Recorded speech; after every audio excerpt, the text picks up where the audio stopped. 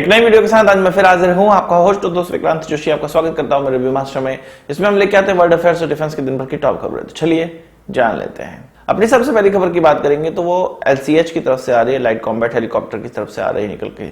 आपको पता है कि इसका अभी नया ऑर्डर दिया गया है HAL को, पर इसके लिमिटेड सीरियल प्रोडक्शन का ऑर्डर दिया गया है। इसके बहुत ज्यादा क्वांटिटी का ऑर्डर नहीं दिया गया। 15 हेलीकॉप्टर्स का ऑर्डर अभी फिलहाल में ही दिया गया है और इसमें से 10 हेलीकॉप्टर इंडियन एयरफोर्स के पास जाने हैं और 5 हेलीकॉप्टर आर्मी के पास जाने हैं, जबकि इनकी रिक्वायरमेंट जो क्रमशः है वो 65 हेलीकॉप्टर्स और आर्मी को 114 हेलीकॉप्टर्स की है। पर अभी ये बहुत ऊंट के मुंह में जीरे जैसी बात है, ये जो ऑर्डर अभी दिया गया है। पर ये जो ऑर्डर है उसकी डिलीवरी होने वाली है 19 नवंबर को, जो कि 3-4 दिन में आ ही जाएगा। और इसकी जो डिलीवरी है वो हमारे प्रधानमंत्री के द्वारा की जाएगी, यानी कि जो हैंड ओवर सेरेमनी है, इस हेलीकॉप्टर की हैंड ओवर सेरेमनी वो हमारे प्रधानमंत्री के द्वारा की जाएगी 19 नवंबर को, जिसमें कि जो बने हुए सीरियल प्रोडक्शन जो बना हुआ LCH है वो इंडियन एयरफोर्स को हैंडओवर किया जाएगा। ये एक सिंबॉलिक हैंडओवर होने वाला है, पर इस सिंबॉलिक हैंडओवर से ये पता चलता है कि आगे आने वाले समय में LCH को ज्यादा क्वांटिटी में इंडियन एयरफोर्स और आर्मी में भी इंडक्ट किया जाएगा।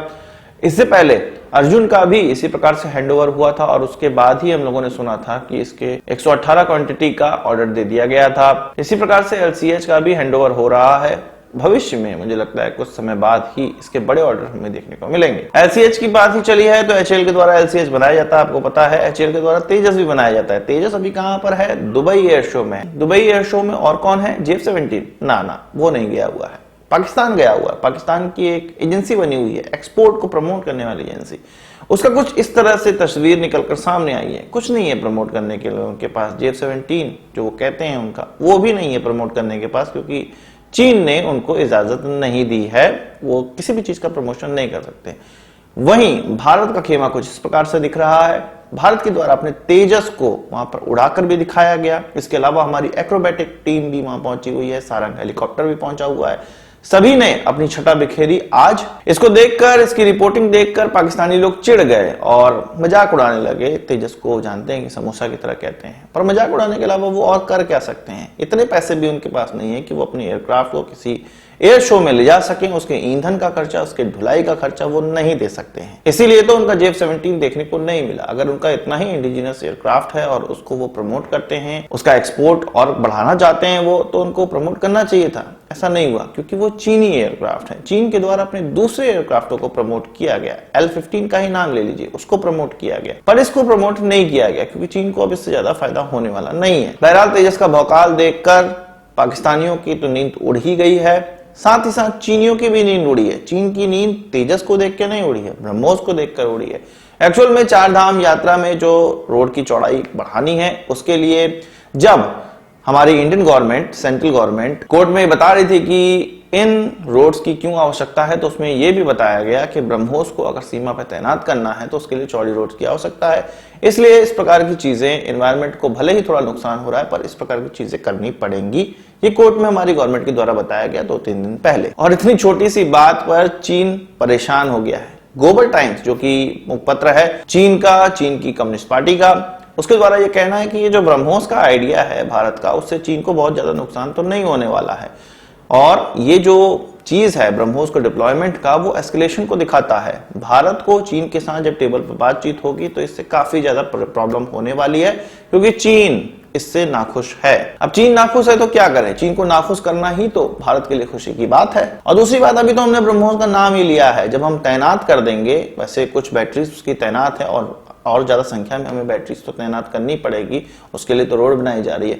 जो हम वो भी कर देंगे, तब मुझे लगता है कि चीन की क्या स्थिति होगी, तब देखने वाली बात होगी। वहीं S-400 जो डिलीवर होना स्टार्ट हो गया भारत को, उसकी भी बैटरीज कहा जा रहा है कि जनवरी और फरवरी में चालू कर दी जाएंगी 2022 में, यानी कि 2022 की शुरुआत में चालू हो जाएंगे। उसके बाद चीन का यही मुखपत्र फिर से निकालेगा कि S-400 ये कर दिया, वो कर दिया। भारत को फिर से चीन से बात करने में दिक्कत होने वाली है टेबल पर, और ये आसान नहीं होगा। ये जो पीस की टॉक है वो आसान नहीं होगी। फिर से ये निकालेंगे, निकालने दो, कोई दिक्कत नहीं है। हमें बातचीत करना ही नहीं है, बातचीत तो समय खरीदा जा रहा है। जितना भी हमारा डिप्लॉयमेंट है उसको रेडी किया जा रहा है। और अभी S-400 की खबर ही आई है कि हम प्रेडिएटर ड्रोन की तरफ भी बढ़ने लगे हैं। 30 प्रेडिएटर ड्रोन हमको पता है कि हमें खरीदे जाना है। आज उस पर अंतिम निर्णय होना था या उसको एक तरह से पास ही करना था, पर अभी तक जब तक मैं ये वीडियो रिकॉर्ड कर रहा हूं उससे रिलेटेड कोई न्यूज निकल कर सामने नहीं आई।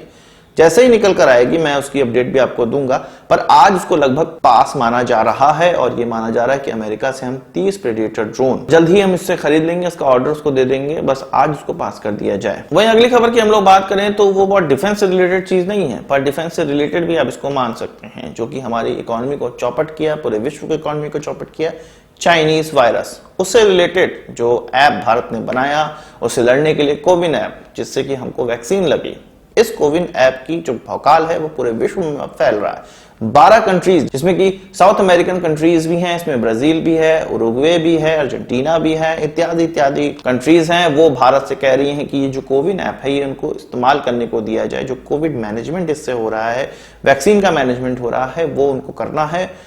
इसकी जो कैपेबिलिटी है वो भारत के द्वारा उनको दिखाई गई थी, एक प्रेजेंटेशन में दिखाई गई थी और उसमें दिखाया गया था जिस समय हमने एक दिन में 2.5 करोड़ डोज एडमिनिस्ट्रेट की थी, उस समय इसकी मैक्सिमम जो क्षमता है वो देखी गई थी।